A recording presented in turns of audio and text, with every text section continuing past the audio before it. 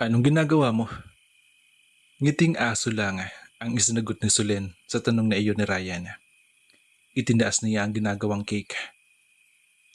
Para sa'yo to, wika niya. Pampagana. Hindi ako kumakain ng mga expired na pagkain. Hoy, anong expired ka diyan? Talagang sinasagad nito ang temper niya. Naangat siya ng isang kilay.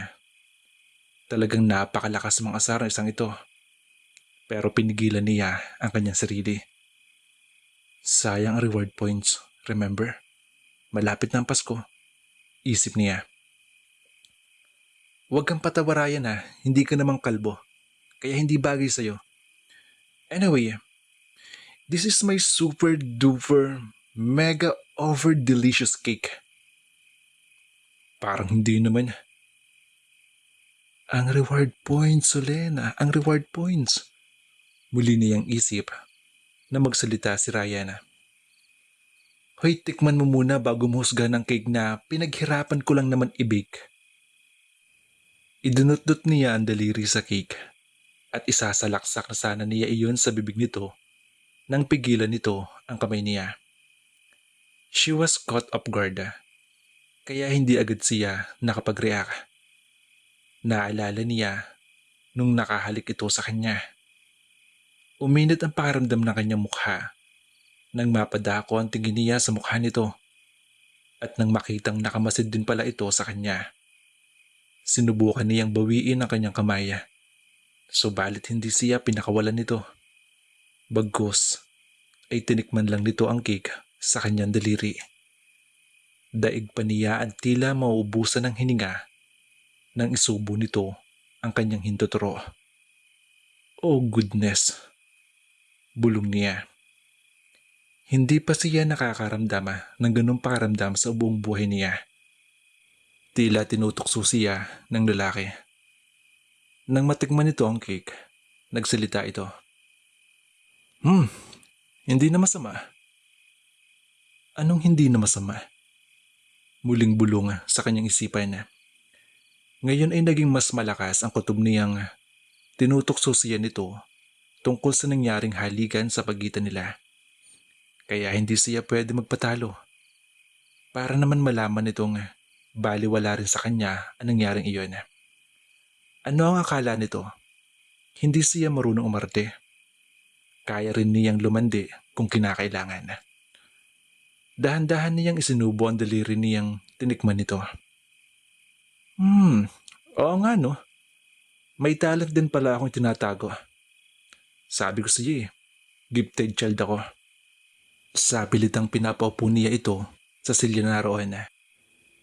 Pagkatapos ay hinila niya ang isa pang silya at doon umupo. Malapit na malapit siya rito na halos dumaiti na ang kanyang dibdib sa braso nito. Isang beses pa niyang dinutdot ang daliri niya sa cake at ine-offer iyon dito.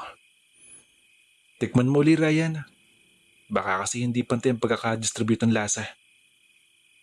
Hindi na, it's fine. No, tikman mo uli. Sige na. Teka, kulang pa to Dinampot niya ang tinidor at humiwa ng malaking piraso ng cake at iyon ang ini-offer dito. Sige na, Ryan. Ito lang yung mga gawa mo para lang naman mabayaran mo yung pagkakahalik mo sa akin kahapon. Excuse me? Hindi kita hinalikan no? Ikaw ang humalik sa akin. Whatever. Ito na. Say Hindi niya alam kung anong iniisip nito nang buksan nga nito ang bibig at tanggapin ang malaking piraso ng cake na iyon. Pero wala na siyang pakialam. Ang mahalaga na lang sa kanya ngayon ay makaganda rito. Halos matawa siya nang mabulunan nito. Sandali ikukuha lang kita ng maiinom. Siyempre, hindi kasama sa agenda niya ang bigyan ito ng tubig. Manigas ka riyan. Dumiretso na siya sa kanyang silid para magtago. Kung matutuluyan ito, mas masaya.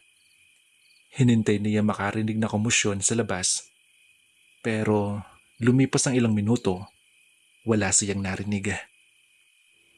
Idinikit pa niya ng gusto ang kanyang tenga sa pinto at baka hindi lang niya naririnig. Pero wala talaga.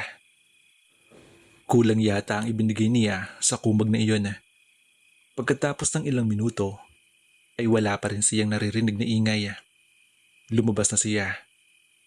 Nakakasalubong niya si Maris. Wala bang kakaibang pangyayari dito ngayon lang, Maris?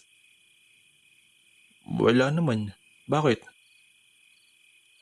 Wala lang din. Oo nga pala, nakita mo ba si Ryan? Hindi ba't magkasama lang kayo kanina sa kusina? Anak ng teteng, isip niya. May nakakita sa ginawa niyang malaswang eksenong iyon. Baka andun pa rin siya, muling sabi ni Maris. Kaya naman, sinunod niya ang payo nito. Sinilip niya ang binata sa kusina. Tama nga ito, nandun pa rin ang binata. Naroon pa rin ito sa pwestong pinag-iwanan niya rito kanina at nanginginain ng cake na ginawa niya. At kita niya na para bang ini-enjoy nito iyon. Hindi niya alam kung maaasar ba o matutuwa sa ginagawa nito. Gusto niyang mainis dahil palpak ang pinaghirapan niyang pangaakit dito. Gayunman, natutuwa rin siyang nagustuhan pala nito ang cake na ginawa niya. Napasinghap siya. Napabuntong hininga. Muli siyang bumalik sa kusina. Diretso siya nagtungo sa rep at kumuha ng tubig. Kinuha niya ang isang pitsil doon at inilapag sa mesa kasama ng baso. O ito, uminom ka at baka mabulunan ka. Tinanggap naman ito iyon. Pagkatapos ay tumusok ito ng maliit na piraso ng cake at inilapit iyon sa bibig niya.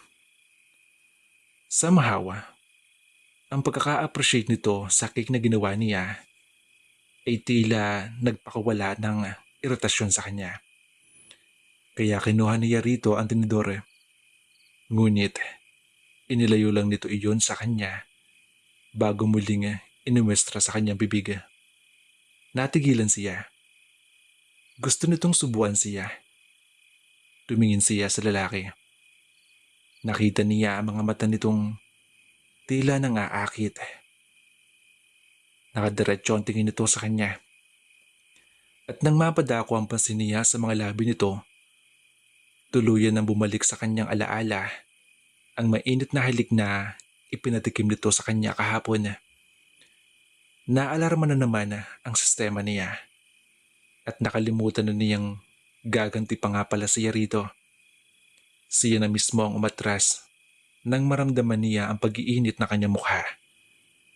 Pero gaya pa rin ng dati, nagawa na naman nitong mapigilan siya sa kanyang braso. Parang kailangan natin gawin ito malimit ah. Ano sa palagay mo? Simpleng tanong nito. Ewan, wala akong alam dyan. Sinubukan niyang bawiin ang kanyang braso. Ngunit mas malakas ito kaysa sa kanya. Excuse me, pwede pong pakibitawan ang braso ko. Braso ko naman yan eh. Saglit na nag-isip ito. Subalit pagkalipas ng ilang sandali, sa halip na pakawalan siya, ay hinila pa siya nito. Dahilan upang mapaupo siya sa manghihita nito.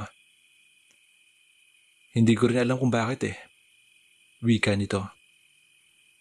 Pero sa unang pagkakataon, hindi ko makalimutan yung isang ordinaryong halikong iyon sa'yo.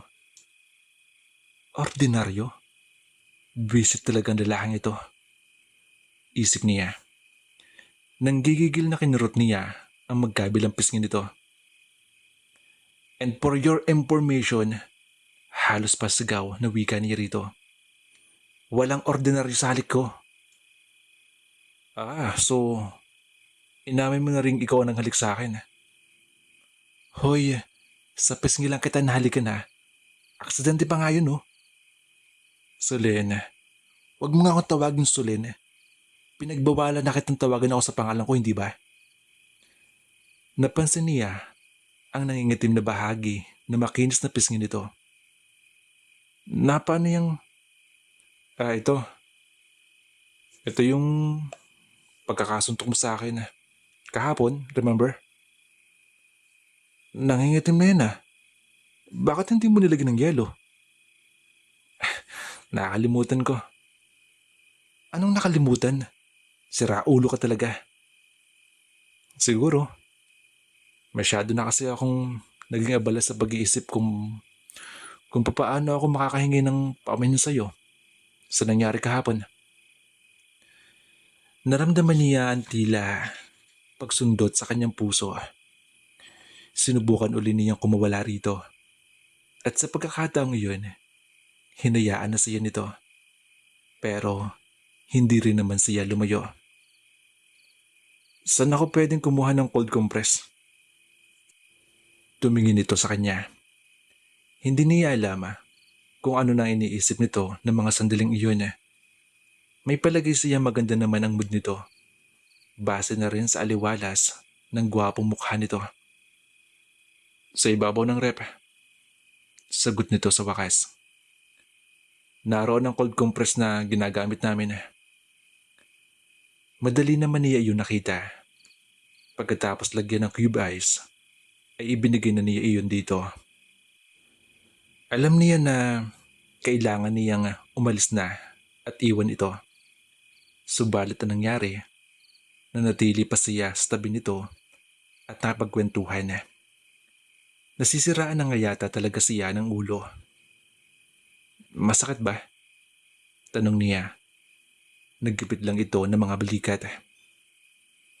Well, deserve mo naman yan eh. Sarkastikong sabi niya. Sumandal ito sa kinauupuan. Sorry nga pala.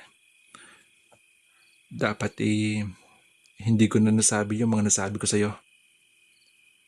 Naghintay pa siya ng susunod na sasabihin nito. Nang susunod na inihingi nito ng paumanhin.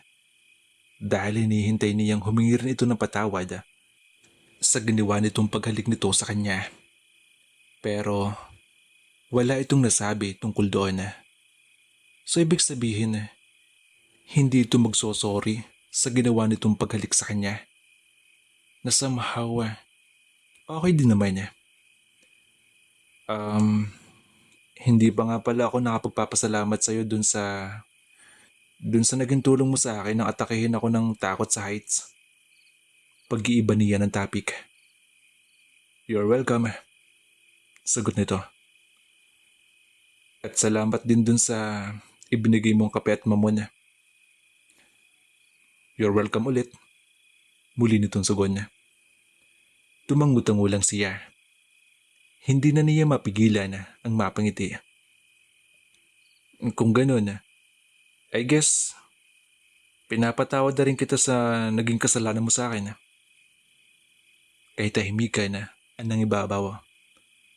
Nagpapakaramdaman sila sa isa't isa. Sa parte niya, hindi niya alam kung ano dapat isipin sa nangyayari sa kanila. Magkaaway ba sila nito at ngayon ay bati na? O di kaya isa pa rin ito sa Abby Boy at siya naman ay isang simpleng empleyado pa rin ang drama nila. Maybe it was both. Masarap yung cake. Narinig niyang tanong nito. Ikaw ba mo gumawa?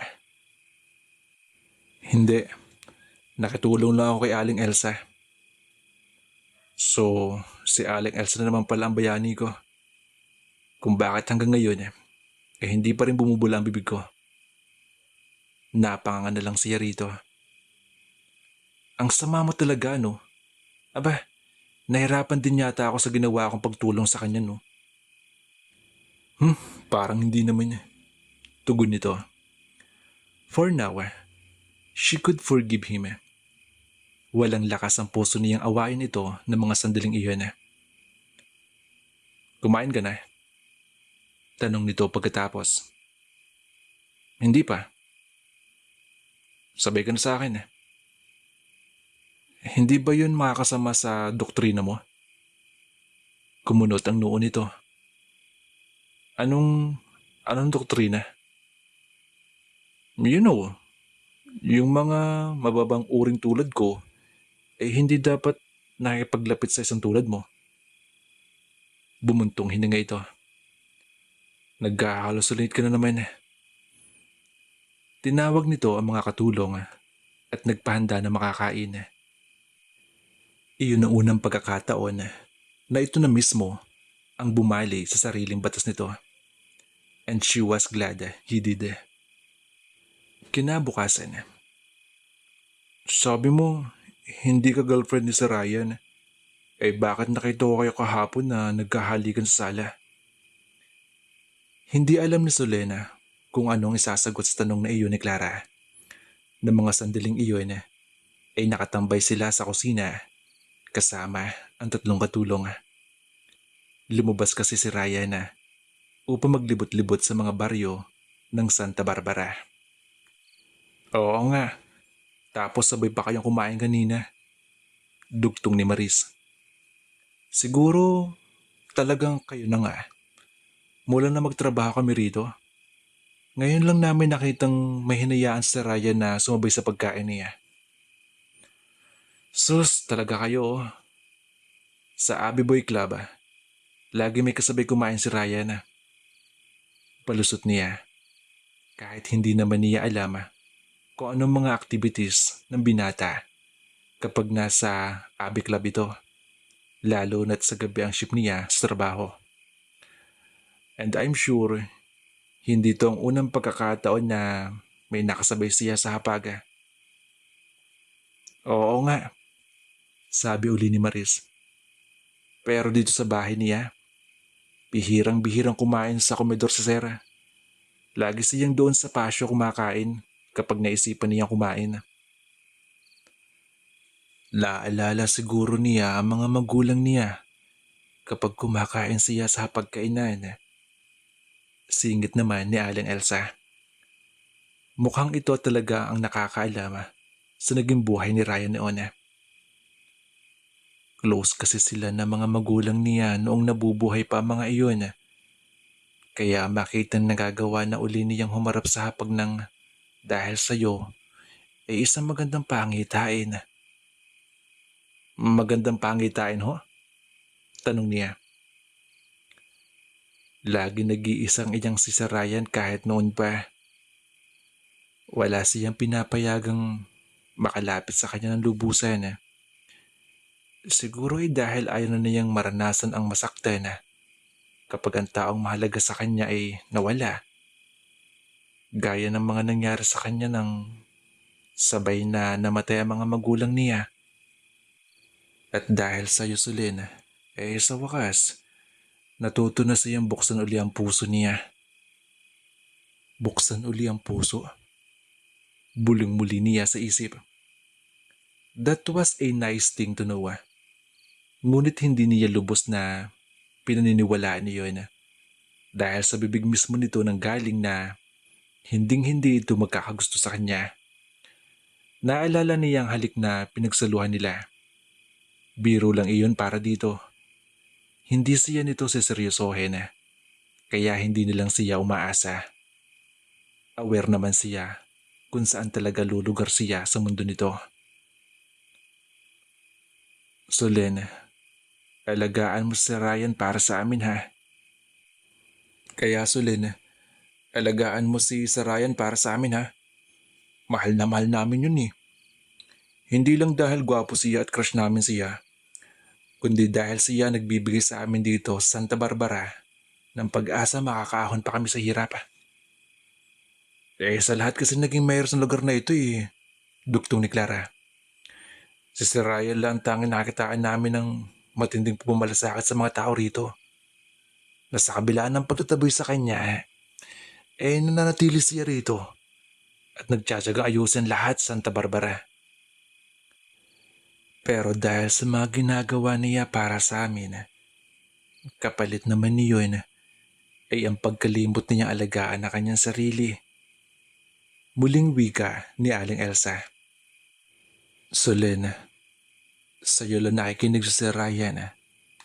Sana nga, alagaan mo siya para sa amin.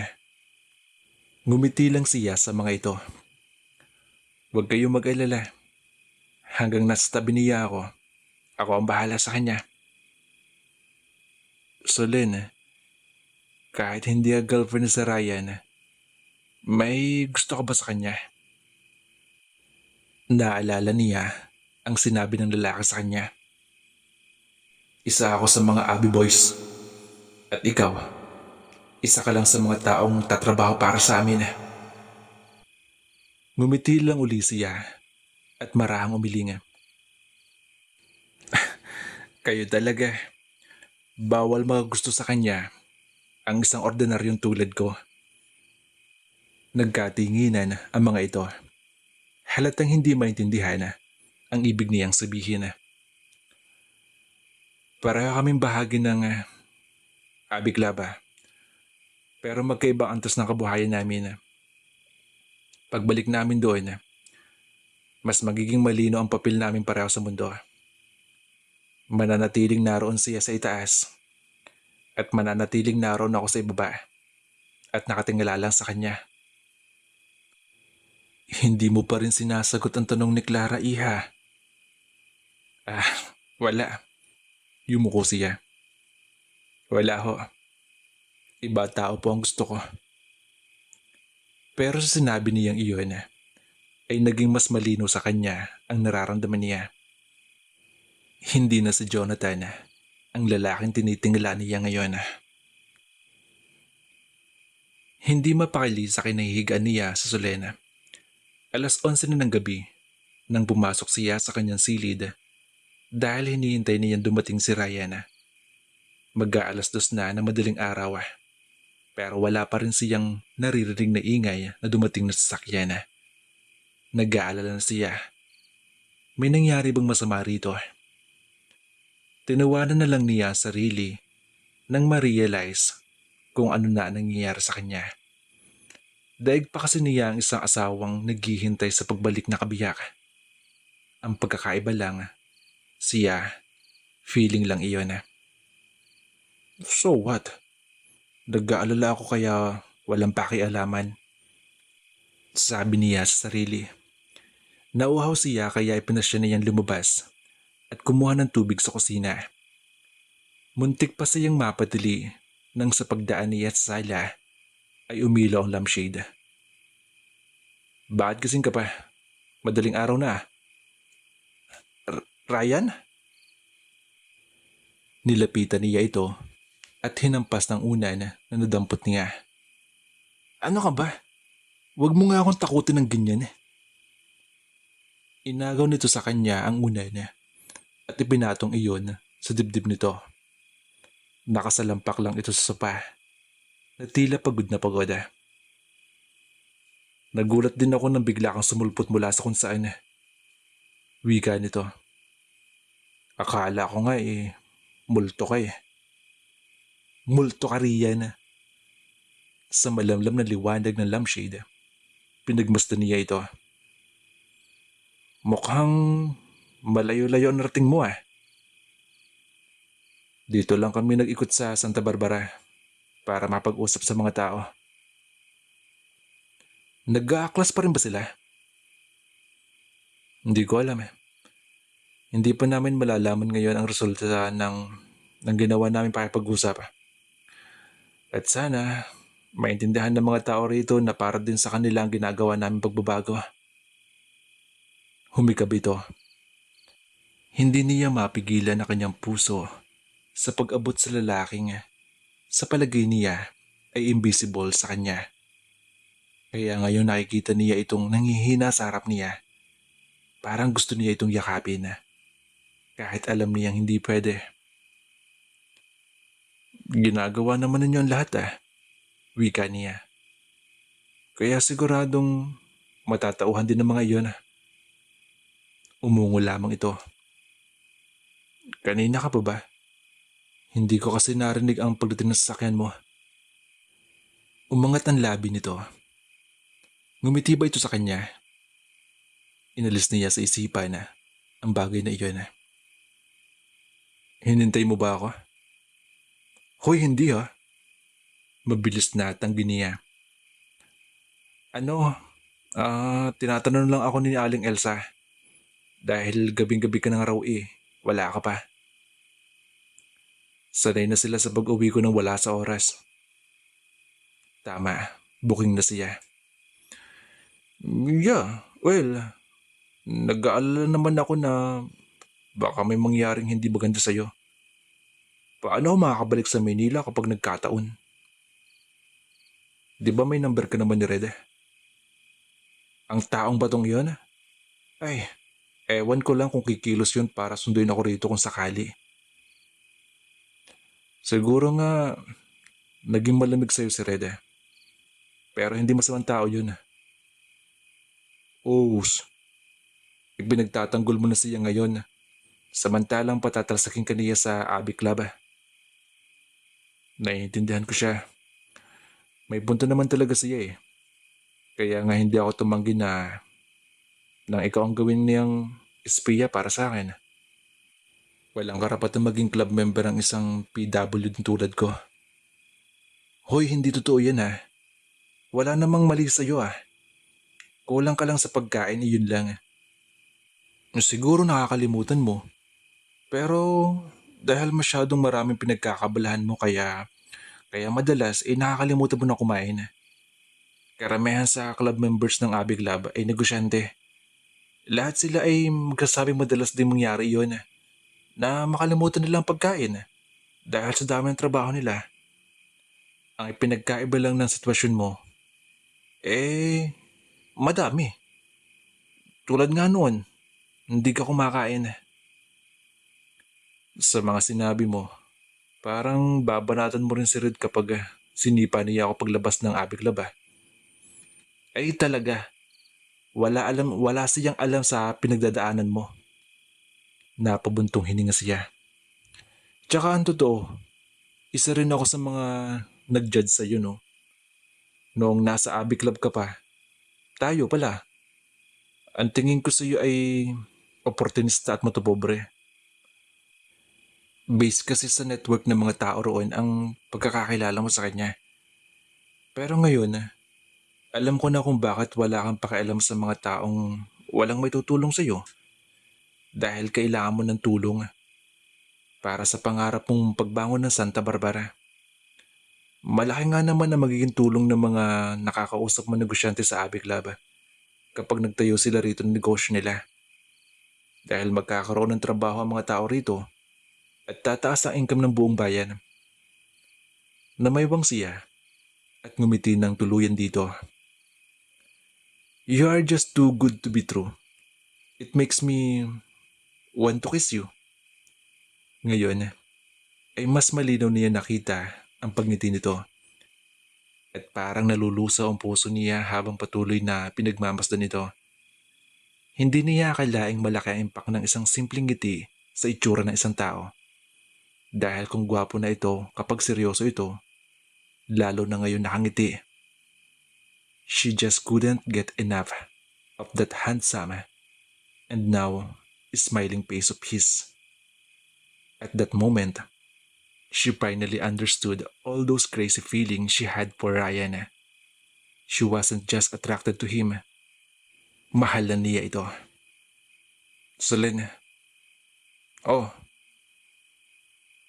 pwede na ba kitang tawagin Celine ngayon? Ano nga bang pumasok sa isip niya? At pinigilan pa niya itong banggitin ang pangalan niya. Ang ganda-ganda pa naman ng pagkakasambit nito sa pangalan niya. Nagiging extraordinary ang dating ng napakasimpleng pangalan niyang iyon. Parang kinigiliti ang puso niya kapag naririnig niyang sinasambit nito ang pangalan niya. Kahit Maria Sharapova pa ang tinawag mo sa akin, wala nang problema yun. Kung saan ka masaya, yun lang. Muli itong napangiti.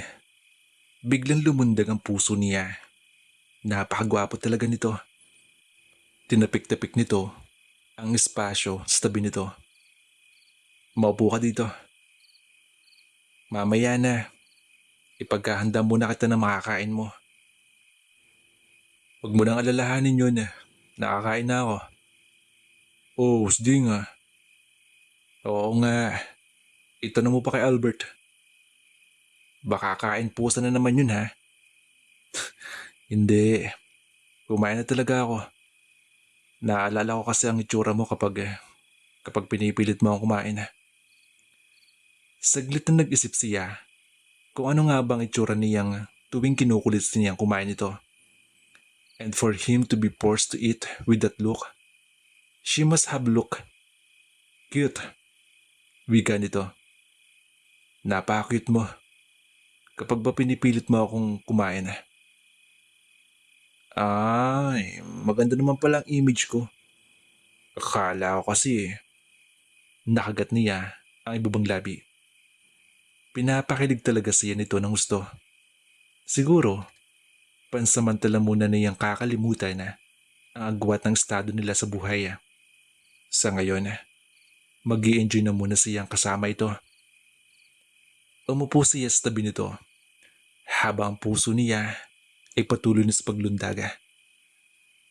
So, ano nang gagawin natin? Tanong niya. Wala. Narinig niya ang pagsingap nito. Anong pinagkaabalahan mo rito habang wala ako? Bukod sa pakipag-chismosa sa mga kasambahay ko. Kahit ano. Nakigulo ako sa kusina. Nagpa-practice ka magluto? Akala ko ba wala kang balak na maging katulong kapag nag-asawa ka na? Oo, wala nga. Pero naisip kong mainam pa rin na may pagluto ko kahit minsan na magiging asawa ko. My father liked my mom's cooking so much. Kahit simpleng putahe lang. Pag nakikita ko ang tatay kong nakipagkwentuhan sa nanay ko tungkol sa luto niya, daig pa niya kumakain sa mga mamahaling restaurant. Hindi mapigilan ng mama ko na mapangiti. Kahit siya ay hindi rin mapigiling mapangiti tuwing nakikita niya ang paglalambing ng iyon ng mga magulang niya. Isipin mo to ha, pinagsisilbihan ng mga babae ang kanilang mga mister hindi dahil iyon ang duty nila, pero dahil gusto nila yung ginagawa nila. Gusto nilang makitang masaya mga mister nila. Kaya nila ginagawa ang lahat ng iyon. I guess, that's the real meaning of love. At nalaman mo iyon sa loob ng isang araw lang. Hindi mo lang alam kung gaano karami ang malalaman mo sa pakipag-usap sa mga tao sa paligid mo. Oo nga, pwede rin.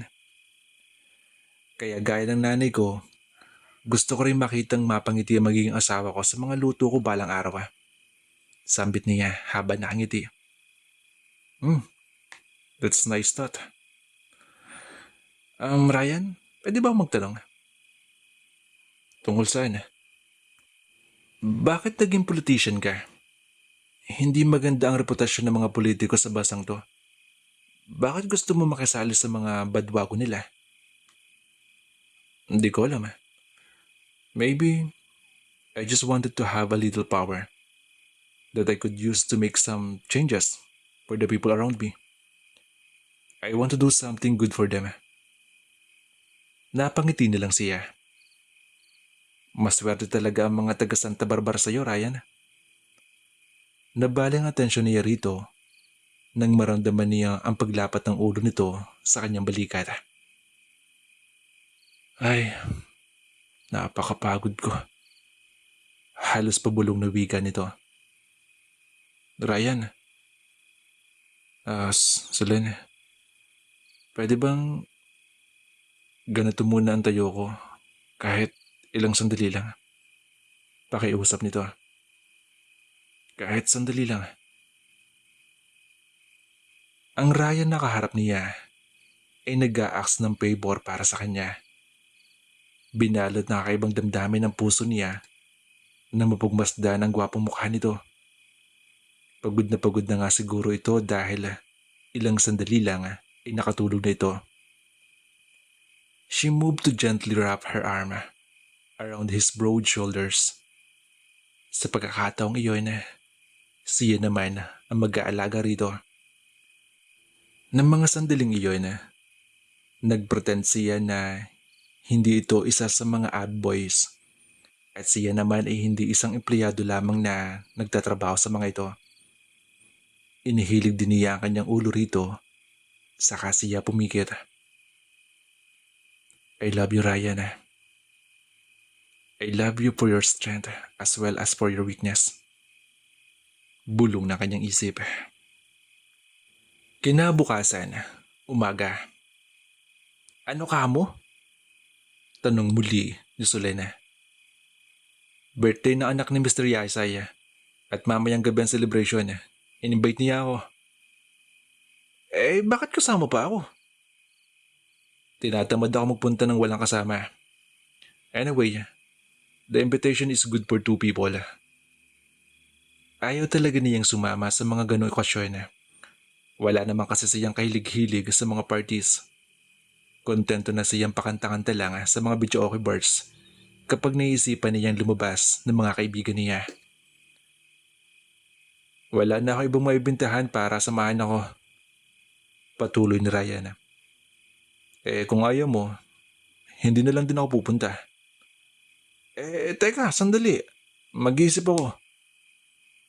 Alam kasi niya importante para sa isang politikong gaya nito ang pumunta sa mga ganong klase na okasyon.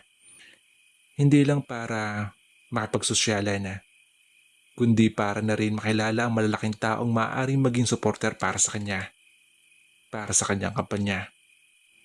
Sabi mo, Mr. Yasay, di ba? Hindi ba't may business transaction kayo niyon? Oo. Kung ganun, mas kailangan mo pumunta. Ibinaba nito ang tasa ng kape at ipinagpatuloy ang pagbabasa ng newspaper. Hindi ako pupunta roon nang walang kasama. Ayaw kasi ng mga party. Nakaka-boring. Kaya nga kailangan ko ng kasama para may papaglilibangan ako. Napasimangot siya. Kagabi una na. Ngayon naman clown na. Nanliliit na ako sa nagiging papel ko sa buhay mo ha. Sabi niya. Tell you what. Itinupi nito ang babasahin at binalingan siya. Uubusin ko ang lahat ng ito kung sasama ka sa akin sa party na anak ni Mr. Yasay. Marami-rami ang inihandang agahan na iyon ni Aling Elsa. Kaya napangiti siya. Okay, cool. Pero may isa lang problema eh. Wala akong damit para sa party. Uniform ko lang ang matino-tino kong damit. Dahil yung ibang damit ko ay pinahiram mo lang sa akin ni Maris at ni Clara. Ikaw naman kasi. Bigla mo nila akong kinikidnap sa Abbey Club. Huwag mo nang alalahanan ng damit. Inumpisahan na lantakan nito ang pagkain. Ako nang bahala roon. Sabi nito. May stock kang dress sa closet mo? Ako nang bahala roon kaya huwag ka na mag-intriga niyan. Nilagyan nito ng pagkain ng plato niya. Kumain ka rin. Baka mamaya magkapalit pa tayo ng pwesto. Tumaas ang kanyang isang kilay. Hoy, hindi ako magkakaproblema sa mura. Mahal na mahal ko yata ang mga pagkain no. Okay, good. O ayan pa, kain. Tama na yan. Ginugulangan mo na ako eh. Ayaw lang kita magutom. Ganon sila na umagang iyon. Nagkukulitan. Hanggang ngayon, hindi niya akalaing darating sila sa ganong sitwasyon. Iyong bang hindi inaalala ang estado nila sa buhay. Si Ryan na ang gumigiba sa pader na itinatayo nito sa pagitan nila. Well, at least, that was what she thought. And she liked that thought. Kaya sa ngayon, ayos na rin lahat. Nang hapong iyon, ay may dumating na 2 bading. Bit-bit ang 5 kahon ng mga damit para pagpilian niya. Ayon sa mga ito, ipinadala raw iyon ni Ryan. Parang gusto rin niyang isipin na siya Cinderella at si Ryan ang Prince Charming niya. Ang Prince Charming na ibinigay ni Fairy Godmother. Buong maghapong hindi niya nakita si Ryan sa bahay, kaya nakapag-practice siya ng gusto sa napili niyang damit.